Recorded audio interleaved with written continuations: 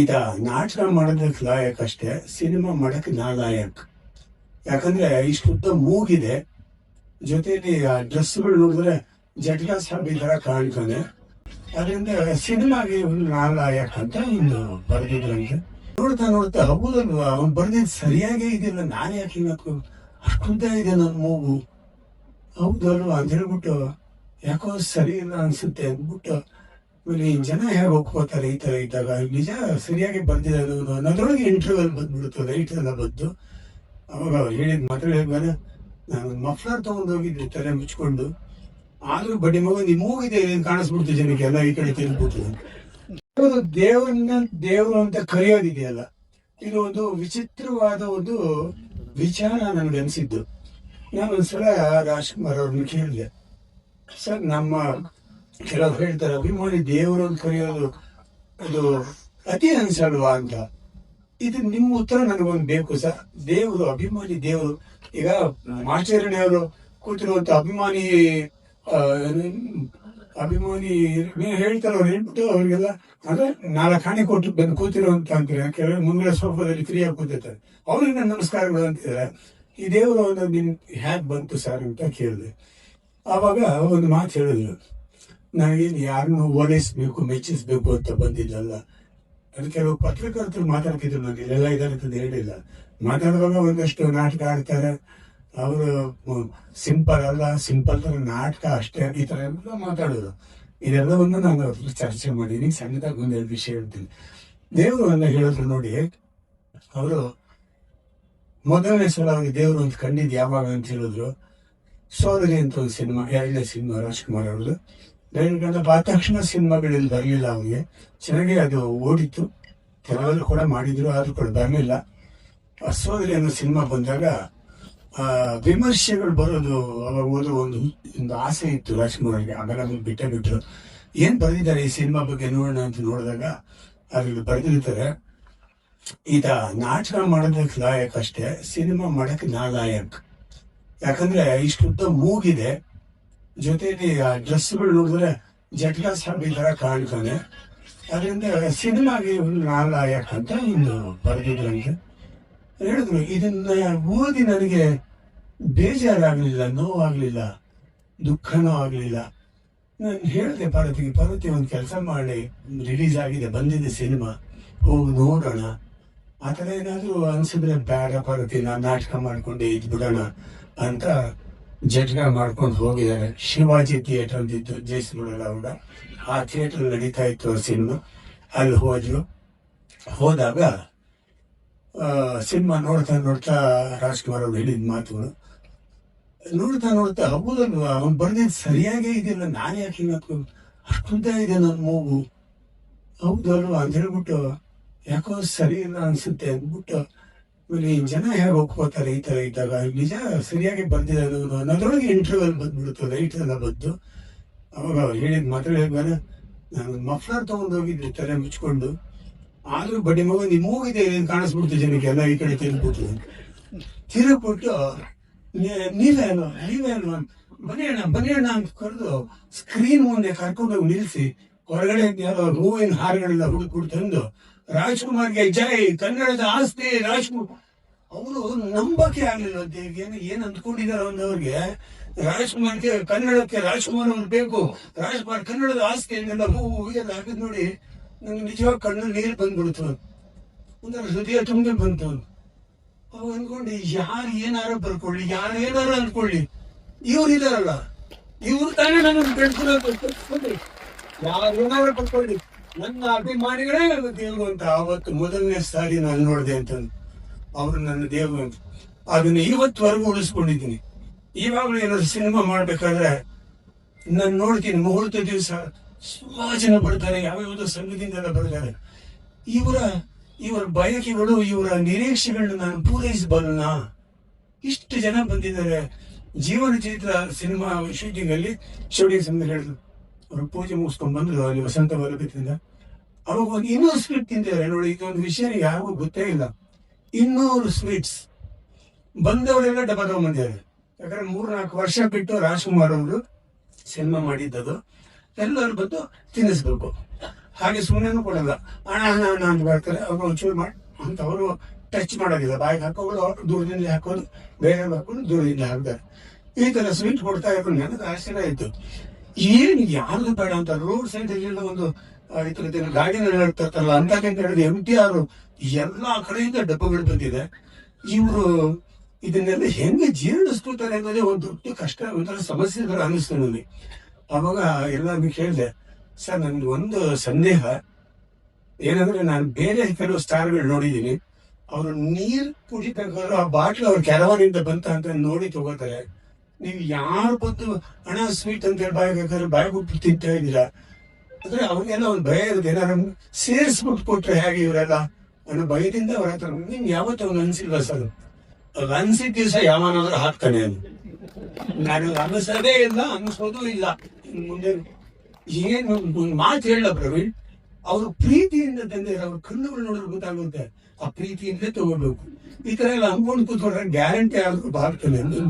ತಮಾಷೆ ಮಾಡೋದು, ಯಾರು ಹಾಕಿದ್ರು ಮಯೂರಾಸನ ಅಂತ ಒಂದು ಮಾಡ್ತೀನಿ ನಾನು ಪ್ರತಿದಿನ. ಅದು ಎಂತ ವಿಷಯ ಆದ್ರೂ ಕರಗಿಸ್ಬಿಡ್ತೇನೆ. ಅವ್ರ ಕಾನ್ಫಿಡೆನ್ಸ್ ನೋಡಿ, ಅವ್ರು ಹೇಳಿದ ರೀತಿ ನೋಡಿ, ಒಬ್ಬ ಒಂದು ಸಣ್ಣ ಡೌಟ್ ಕೂಡ ಇಲ್ಲ ಯಾರಾದ್ರೂ ಹಿಂಗ ಅದು ಯಾರು ಹಾಕೋದಿಲ್ಲ ನನಗೆ ಅಂತ. ಅಷ್ಟು ಮಟ್ಟಿಗೆ ಗಟ್ಟಿ ಮನಸ್ಸಿತ್ತು. ಇದೆಲ್ಲ ಯಾಕೆ ಹೇಳಕ್ ಬಂದೆ ಅಂದ್ರೆ, ರಾಜ್ಕುಮಾರ್ ಅವ್ರ ತರ ಮಿಮಿಕ್ರಿ ಮಾಡಬಹುದು, ರಾಜ್ಕುಮಾರ್ ಅವ್ರ ತರ ಬಟ್ಟೆಗಳು ಹಾಕ್ಬೋದು, ರಾಜ್ಕುಮಾರ್ ಮಾಡಿದ ಆಕ್ಟಿಂಗ್ ಸ್ವಲ್ಪ ನಾವು ಅದೇ ತರ ಒಂಚೂರಾದ್ರೂ ಏನೋ ಮಾಡ್ತಾ ಇರ್ಬೋದು. ಈಗ ನನ್ನ ಮೇಲೆಗೆ ಬರೋ ಮೊದಲೇ ರಾಜ್ಕುಮಾರ್ ಅವ್ರ ತರ ಒಂದು ದಿನ ಬದುಕಕ್ಕೆ ನಮ್ಮ ಕೈಲಿ ಆಗಲಿಲ್ಲ. ಎಷ್ಟು ನೋಡಿ, ರಾಜ್ಕುಮಾರ್ ಅಭಿಮಾನಿಗಳು ಯಾರೇ ಇರಲಿ ನನ್ನ ಹತ್ರ ಬರ್ತಿರ್ತಾರೆ, ಸ್ಟುಡಿಯೋಗೆ ಬರ್ತಾರೆ, ಎಲ್ಲ ಸಿಗ್ತಾರೆ. ಅವ್ರ ಹತ್ರ ಒಂದಲ್ಲ ಒಂದು ಒಳ್ಳೆ ಗುಣ ಇದ್ದೇ ಇರುತ್ತೆ. ಅದಕ್ಕೆ ಅದು ರಾಜ್ಕುಮಾರ್ ಪ್ರಭಾವದಿಂದ ಬಂದಿರುವಂತ ಗುಣ. ಎಂತ ಅಭಿಮಾನನೇ ಇರಲಿ, ಅವನು ರೌಡಿ ಆಗಿದ್ರು ಕೂಡ ಅವನ ಒಂದು ಒಳ್ಳೆ ಗುಣ ಇರುತ್ತೆ. ಇದನ್ನೆಲ್ಲ ನಾನು ಗಮನಿಸ್ತಾ ಬಂದೆ. ಒಬ್ಬ ವ್ಯಕ್ತಿ, ನಮ್ಮ ತಂದೆ ರಾಜ್ಕುಮಾರ್ ಸಿನಿಮಾ ನೋಡ್ತಾ ಇದ್ರು, ನಮ್ಮನ್ನು ಕರ್ಕೊಂಡು ಹೋಗ್ತಾ ಇದ್ರು. ನಾನ್ ರಾಜ್ಕುಮಾರ್ ಅವ್ರ ಸಿನಿಮಾ ನೋಡ್ತಾ ಇದ್ದೆ, ನನ್ನ ಮಗಳು ಕರ್ಕೊಂಡು ಹೋಗ್ತಾ ಇದ್ದೆ. ಇವತ್ತು ನನ್ನ ಮಗಳು ರೆಡಿ ಆಗಿದ್ದಾಳೆ, ನೆಕ್ಸ್ಟ್ ನಾನು ಹೋಗಿ ಬಂದ್ಬಿಟ್ರೆ ರಾಜ್ಕುಮಾರ್ ಸಿನಿಮಾ ಅಂತ ಹೋಗ್ತೀನಿ. 4 ತಲೆಮಾರುಗಳು ನಮ್ಮನೇ ಇದ್ದಾವೆ. ಆದ್ರಿಂದ ರಮೇಶ್ ಅವ್ರು ಮಾಡಿದ ಕೆಲಸ ಇದೆಯಲ್ಲ, ಅಷ್ಟು ದೊಡ್ಡದಾಗಿರುವಂತ ದೇವಸ್ಥಾನ ಅಂತ ಏನ್ ಕೊಟ್ಟಿದ್ದೀವಿ, ಅಂತ ಜಾಗದಲ್ಲಿರೋ ಮನುಷ್ಯನ ನಾನು ಇವಾಗ ಪತ್ರಕರ್ತನಾಗಿ ತಗೊಳ್ಳೋದಿಲ್ಲ. ಸೀನಿಯರ್ ಜನರು 2-3 ಹೆಸರು ಹೇಳಿದ್ರು, ಅದು ಬಿಟ್ಟು ಇದ್ದಾರೆ. ಅವರೆಲ್ಲ ನಾನು ಹೇಳ್ತಿದ್ರು, ಏನ್ ದೊಡ್ಡ ರಾಜ್ಕುಮಾರ್ ಹಂಗೆ ಹಿಂಗೆ ಅಂತೆಲ್ಲ ಹೇಳ್ತಿದ್ರು. ನನಗೆಲ್ಲ ನೋವಾಗ್ತಾ ಇತ್ತು. ಅದಪ್ಪ ಅವ್ರು ಏನಾರ ಮಾಡ್ಕೊಳ್ಳಿ, ನಿಮ್ಗೇನಾರ ತೊಂದರೆ ಮಾಡಿದಾರ? ಅವಾಗ ಇನ್ನೊಬ್ರು PGS ಅಂತಿದ್ರು, ಅವ್ರು ಹೇಳಿದ್ರು ಒಬ್ಬರಿಗೆ, ಆಯ್ತಪ್ಪ ಅವ್ರು ಆಕ್ಟ್ ಮಾಡ್ತಿದಾರೆ, ಒಂದು ಸಿಂಪಲ್ ಅನ್ನೋ ತರ ಆಕ್ಟ್ ಮಾಡ್ತಾರೆ ಅಂತ ಇಟ್ಕೊಳ್ಳೋಣ. ನಿನ್ ಕೈಲಿ ಇರಕ್ಕಾಗುತ್ತೆ, 50 ವರ್ಷ ಹಂಗಾಗಿ ಅದೇ ತರ ಆಕ್ಟ್ ಮಾಡ್ಕೊಂಡು ಇರ್ತೀಯಾ, ನಾನು ಇನ್ನೂ ಒಪ್ಕೋತೀನಿ ಬಿಡು ಅಂತ. ಅದೇ ಅವ್ರು ಮಾಡೋದು ಸ್ವಲ್ಪ ಫೇಸ್ ನೋಡು ಅಂತ ಹೇಳಿದ್ರು. ಬಟ್ ಕೆಲವರು ಆ ಥರ ಇದ್ರು, ಇದ್ಕೊಳ್ಳಿ. ಅದನ್ನು ಕೂಡ ಅದ್ರ ವಿಷಯ ಚಿಕ್ಕದಾಗಿ ಹೇಳ್ಬಿಟ್ಟು, ಯಾಕೆ ನಮ್ಮಂತವ್ರು ನೋವಾಗುತ್ತೆ ರಾಜ್ಕುಮಾರ್ ಯಾರಾದ್ರೂ ವಿರುದ್ಧವಾಗಿ ಏನೋ ಒಂಥರ ವಿಕಟವಾಗಿ ಅಂತೆಲ್ಲ ಬರೆದ್ರೆ ಯಾಕೆ ನೋವಾಗುತ್ತೆ ಅಂದ್ರೆ, ನಾನು ಇವಾಗ ಸುಬ್ರಹ್ಮಣ್ಯ ಅವರು ನಮ್ಮ ಎಲ್ಲರೂ ಹತ್ತಿರದಿಂದ ನೋಡಿದ್ದೀವಿ, ಇಲ್ಲೇ ಇದ್ದಾರೆ, ಹತ್ತಿರದಿಂದ ನೋಡಿ. ಅವ್ರು ಏನು ಒಂದ್ ಸಣ್ಣ ವಿಷಯ ತಪ್ಪು ಮಾಡಿದ್ರು ಜೊತೆಲಿರೋ ಅವ್ರಿಗೆ ಬೈತಾರೆ ರಾಜ್ಕುಮಾರ್ ಅವರು. ಯಾವ್ದು ಈ ಊಟಿ ಗಲಾಟೆ ಆದ್ಮೇಲೆ ಈ ಸುಟ್ಟಾಕಿದ್ರು ಕೆಲವು ತಮಿಳು ಇದನ್ನ, ಆವಾಗ ಕೆಲವು ಅಭಿಮಾನಿ ಸಂಘದ ಕೆಲವು ಸಿಕ್ಕಿದ್ರು ನನಗೆ ಅವ್ರ ಮನೆ ಅಥವಾ ಅವರ ಇದು ಪೊಲೀಸ್ ಫಾರ್ಮಲ್ಲಿ ಇರ್ಬೇಕೆಲ್ಲ ಮಾಡ್ಕೊಬಿಟ್ಟಿದ್ದೀನಿ. ಅವ್ರು ಫಸ್ಟ್ ಹೇಳಿದ್ರು, ಬೆಂಕಿ ಹಾಕ್ತೀರ ನೀವು ಮನೆಗೆ ಅಂತ.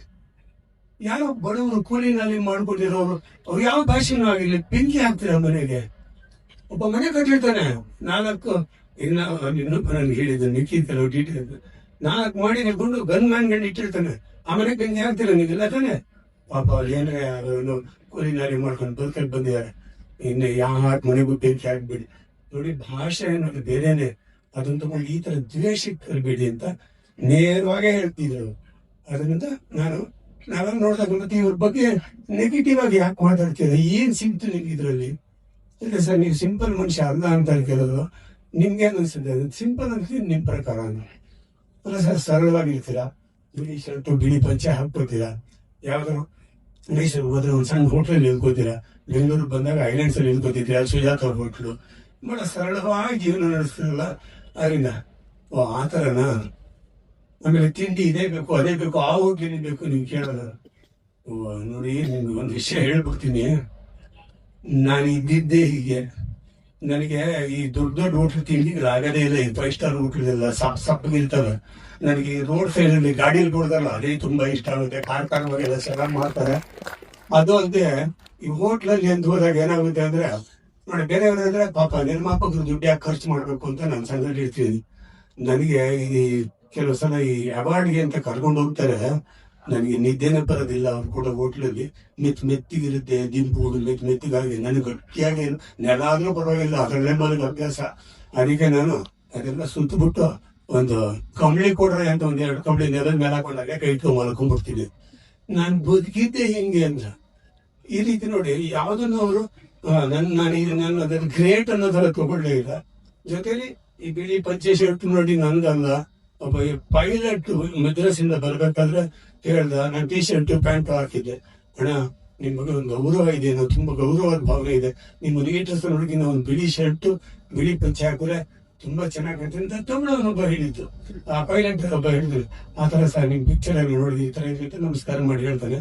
ಸೊ ಮೊದಲು ಹೇಳ್ತಾನೆ, ಬೇಜಾರು ಮಾಡ್ಕೋಬೇಡಿ, ಇಲ್ಲ ಬೇಜಾರು ಹೇಳಿ ಅಂದಿದ್ದು ಈ ಮಾತು ಹೇಳ್ತಾನೆ. ಅವಾಗ ಹೇಳಿದ್ವು. ಅದು ಹೇಳಿದ ತಕ್ಷಣ ನಮ್ಮ ಅಪ್ಪಾಜಿ ಜ್ಞಾಪಕ ಬಂದ್ರು. ಅವರು ಬಿಳಿ ಶರ್ಟ್ ಬಿಳಿ ಪಂಚೆ ಹಾಕ್ತಿದ್ರು. ಇದೆಲ್ಲ ಅಪ್ಪಾಜಿನೇ ಒಂದು ಬಾಯಿ ಮೂಲಕ ಹೇಳ್ಸಿರ್ಬೇಕು ಅಂತ ಆವತ್ತಿಂದ ಇದೇ ನನ್ನ ಯೂನಿಫಾರ್ಮ್ ಆಯ್ತು. ನಾನೇನು ಈ ತರ ಇರಬೇಕು ಅಂತ ಇದ್ದಿದ್ದಲ್ಲ, ಅದನ್ನೆಲ್ಲ ನಾನು ತಗೊಂಡೆ ಅಷ್ಟೇ. ಯಾಕೆ ಎಲ್ಲ ಸಣ್ಣ ಸಣ್ಣ ವಿಷಯಗಳು ಹೇಳಿದೆ ಅಂದ್ರೆ, ರಾಜ್ಕುಮಾರ್ ಅವ್ರನ್ನ ಅರ್ಥ ಮಾಡ್ಕೊಡೋದೇ ಕಷ್ಟ, ಅಷ್ಟು ಸುಲಭ ಅಲ್ಲ. ನಾವು ಅಂದ್ಕೊಂಡಿದ್ದ ಥರ ಅಲ್ಲ, ಅದಕ್ಕಿನ್ನ ಮೇಲಿದ್ದಾರೆ ಅವರು. ಓ ಇಲ್ಲಿದ್ದಾರೆ, ಇನ್ನೂ ಮೇಲೆ ಹೋಗ್ತಾರೆ. ಹಿಮಾಲಯಕ್ಕೆ ಅದಕ್ಕಿನ್ನ ಮೇಲಿರ್ತಾರೆ, ಮೇರು ಪರ್ವತ. ನಾನು ಇಷ್ಟು ಮಾತು ಹೇಳ್ದ, ನಿಜವಾಗಿ ರಮೇಶ್ ಅವರು ನಮ್ಮಂತವ್ರ ನೋವಿಗೆ ಇದೇನಪ್ಪ ಇನ್ನು ಹೇಳ್ದೆ ಕೇಳ್ದೆ ಎಕ್ಕಿಲ್ದೆ ಸಿಕ್ಕಿಲ್ದೆ ಏನ್ ಬೇಕಾದ್ರೂ ಹೇಳ್ತಾ ಇರ್ತೀರಾ, ಬರಿತಾ ಇರ್ತೀರಾ, ನಿಮ್ಗೇನು ಹೇಳೋರು ಕೇಳೋರೇ ಇಲ್ವಾ ಅನ್ನೋ ತರ ಇದ್ರೆ ನಮ್ಗೆಲ್ಲ ಧೈರ್ಯ ಇಲ್ಲ ಇರೋಷ್ಟು ಹೋರಾಟ ಮಾಡೋಕೆ. ಇವರು ಏನಪ್ಪ ಅಂದ್ರೆ ಆಮೇಲೆ ಇವರು ಸಾಕ್ಷಿ ಸಮೇತ ಬರ್ತಾರೆ. ಈಗ ತಾನೇ ಮಾತಾಡ್ತಾ ಹೇಳಿದೆ, ಇವರಷ್ಟು ಸಾಕ್ಷಿ ಹುಡುಕೋರು ನೋಡೇ ಇಲ್ಲ ನಾವು. ಪಾಲಿಟಿಕ್ಸ್ ಅಲ್ಲಾಗ್ಲಿ, ಸಿನಿಮಾದಲ್ಲಾಗ್ಲಿ, ಈಗ ಕೂತಿರೋರಲ್ಲಾಗ್ಲಿ ಯಾವಾಗ ಹಿಂಗ್ ನೋಡ್ಬೇಕಾದ್ರೆ ಸಾಕ್ಷಿ ಇಟ್ಬಿಡ್ತಾರೆ. ಅಂದ್ರೆ ಅವ್ರು ಅಷ್ಟು ಡೆಡಿಕೇಟೆಡ್ ಆಗಿ ವರ್ಕ್ ಮಾಡಿ ಬೇಕಾದ ವಸ್ತುನ ಒಟ್ಟು ಮಾಡಿ ಹಿಂಗಿರ್ತಾರೆ. ನಾವು ಸುಮ್ಮನೆ ನಮ್ ಬೇಜಾರಾಗ ಏನ್ ಮಾಡಕ್ಕಾಗ್ತದೆ, ನಿಮ್ ಬೇಜಾರಾಗುತ್ತೆ ನನಗೆ ಇನ್ಯಾವಾಗ ಬೇಜಾರಾಗುತ್ತೆ ಹಿಂಗ್ ಹೋಗುತ್ತಿದ್ದು. ಇದನ್ನ ಅವ್ರು ಹೇಳ್ತಾರಲ್ಲ, ಹಿಂಗ್ ಇಡ್ತಾರಲ್ಲ, ಅದು ಗ್ರೇಟ್. ಮಾತಾಡೋದು ಎಷ್ಟು ಬೇಕಾದ್ರೂ ಮಾತಾಡ್ಬೋದು, ಯಾರ ಮೇಲೆ ಬೇಕಾದ್ರೆ, ಬಟ್ ಅದಕ್ಕೆ ರುಚಿವಾದ ಬೇಕಲ್ಲ, ಅದಕ್ಕೊಂದು ಸಾಕ್ಷ್ಯಾಧಾರ ಬೇಕಲ್ಲ. ಅದನ್ನ ಇವರು ಬಹಳ ಈ ಸಣ್ಣದೇ ಸುಮ್ಮನೆ ನೋಡ್ತಿರುವಾಗಲೂ ಎಲ್ಲೆಲ್ಲಿಂದೆಲ್ಲ ಹಿಡಿದಾಕ್ಬಿಟ್ಟಿದ್ದಾರೆ ಅಂತ. ಸೊ ಆಲ್ ದ ಬೆಸ್ಟ್ ನಿಮಗೆ. ಅಣ್ಣ ಅಭಿಮಾನಿಗಳಿಗೆ ನೀವು ಇವತ್ತಿನ ದಿವಸ ಅಚ್ಚುಮೆಚ್ಚಿನ ನಾಯಕರಾಗಿದ್ದೀರಿ. ನೋಡಿ ಇವಾಗ ಹೆಸರು ಬಂದ, ಓ ಸರ್ ಅವ್ರು ಹೆಂಗ್ ಗೊತ್ತಾ ಸರ್ ಹಿಂಗ್ ಬರುತ್ತೆ. ಸೊ ಒಳ್ಳೇದಾಗಿ ನಿಮ್ಗೆ ನಿಮ್ ಕೆಲಸ ಮುಂದುವರಿಲಿ. ಆಮೇಲೆ ಅರುಣ್ ಹೇಳ್ತಾರೆ, ಈಗ ಯಾಕೆ ಬೇಕಿತ್ತ ಇದಲ್ಲ ಅಂತ. ಯಾವಾಗ ಬೇಕಿತ್ತು ಯಾವಾಗ ಬೇಡ ಇತ್ತು ಬೇರೆ ವಿಷಯ. ಯಾಕೆ ಒಬ್ರು ಓಕೆ, ಇವಾಗ ಇನ್ಯಾರು ಹೆಲ್ಪ್ ಮಾಡೋರು ಒಪ್ಕೋತೀರಾ? ನಿಮ್ ತಾತನ ಯಾರಾದ್ರೂ ಒಪ್ಕೋತೀರಾ? ಅವ್ರು ಇದಾರೋ ಇಲ್ವೋ ಬೇರೆ ವಿಷಯ. ನಮ್ ತಾತ ಹಂಗಾಗ ಇಟ್ಟಿದ್ದ ಅಂತ ಹೋಗಲ್ಲ ನಾವು, ಅಷ್ಟೇ ವಿಷಯ ಇಲ್ಲಿ. ಸೊ ಈ ಒಂದು ವಿಷಯ ನಾನು ಅವ್ರನ್ನ ಅಭಿನಂದಿಸ್ತೀನಿ. ಇದೆಲ್ಲ ಘಟಾನುಘಟಿಗಳೇ ಕೂತಿದ್ದಾರೆ. ಒಬ್ಬರಿಂತ ಅವರು ದೊಡ್ಡವರು ಕೂತಿ ಅಷ್ಟೇ. ಅವರು ಈ ಇದಲ್ಲ ಏನದು ದಾಖಲೆಗಳೆಲ್ಲ ಎಲ್ಲೇ ಏನ್ ಅನ್ಸ್ಕೋತ ಎಲ್ಲ ಬಗೆದ್ಬಿಟ್ಟಿದ್ದಾರೆ. ಎಲ್ಲ ಮೂಲೆಯಲ್ಲಿ ಅವ್ರ ತಾತ ಅವ್ರ ಮುತ್ತಾತ ಎಲ್ಲಿದ್ರು ಅವರೆಲ್ಲಿದ್ರು ಅವ್ರದ್ದೇನು ಫೋಟೋ ಅವ್ರು ಓಡಾಡಿತ್ತು. ಆಮೇಲೆ ಅದಕ್ಕೋಸ್ಕರ ಕಷ್ಟಪಟ್ಟು ನೋಡಿದ್ರೆ ಒಬ್ಬ ಮನುಷ್ಯ 2 ವರ್ಷ 3 ವರ್ಷ ಅದ್ರ ಹಿಂದೆ ಬಿದ್ದು ಇಡೀ ಬೆಳಗಾದ್ರೆ ಇದೇ ಕೆಲಸ, ರಾತ್ರಿ ಇದೇ ಕೆಲಸ ಇದೆ ಮಾಡ್ಕೊಂಡು ಅತ್ಯುತ್ತಮವಾದ ಪುಸ್ತಕ ಅಂತಂದು ರಾಜ್ಕುಮಾರ್ ಅವರ ಜೀವನ ಏನು ಅನ್ನೋದನ್ನ ಅವರದೇ ರೂಪದಲ್ಲಿ ಬಿಚ್ಚಿಟ್ಟಿದ್ದಾರೆ. ನಾನು ಸ್ವಲ್ಪ ಅವರ ಒಳಗಡೆಯ ವಿಷಯನ ಅದೇನು ನನ್ನ ಪುಣ್ಯನೇನೋ ಗೊತ್ತಿಲ್ಲ, ನನ್ನ ಹತ್ರ ತುಂಬಾ ಮಾತಾಡ್ತಾ ಇದ್ರು, ವಿಷಯಗಳು ಹೇಳ್ತಾ ಇದ್ರು. ಏನು ನಿಮ್ಗೆ ಹೇಳೋಣ ಅನ್ಸುತ್ತೆ ಪ್ರವೀಣ್ ಅಂತಿದ್ರು. ನನ್ನ ಪುಣ್ಯ ಅದು, ಎಷ್ಟೋ ಜನದ ಪುಣ್ಯ. ಅದು ನನ್ನ ಸಿಕ್ಕಿದ ಭಾಗ್ಯ ಆಗ್ತದೆ. ಸಾಧ್ಯವಾದಷ್ಟು ನಾನು ಹಂಚ್ಕೊತಾ ಇದ್ದೀನಿ. ಎಲ್ಲರಿಗೂ ಒಳ್ಳೇದಾಗಿ, ವಿಶ್ವೇಶ್ವರಯ್ಯ ಪುಸ್ತಕಕ್ಕೆ ಒಳ್ಳೆ ಯಶಸ್ಸು ಇರಲಿ ಅಂತ ಹೇಳ್ತಾ ನಾನು ಮಾತಾಡ್ತೀನಿ.